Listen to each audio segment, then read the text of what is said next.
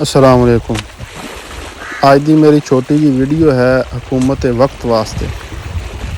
पहले तो आ देखो ना, जड़ा बंदा पानी ला रहा है, ये रोज़े नाल पानी ला रहा है। ये सुबह तो आया, इन्हें सिर्फ जुम्मे की नमाज पढ़ी है। उस तो बाद हुण शाम के तकरीबन 4:30 का टाइम हो गया। इन्हें 5:20 ताईं पानी लाना है रोज़े दे नाल।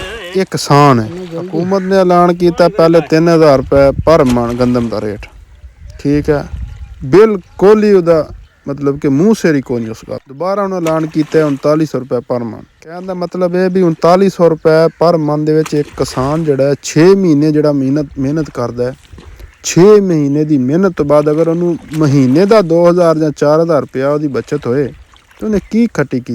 दूसरा जो जखीरा अंदोज लोग ने उन्होंने को तो तुसी गंदम लै नहीं सकते। किसानों की गंदम चक के अपने फूड भर लेंदे हो। दोबारा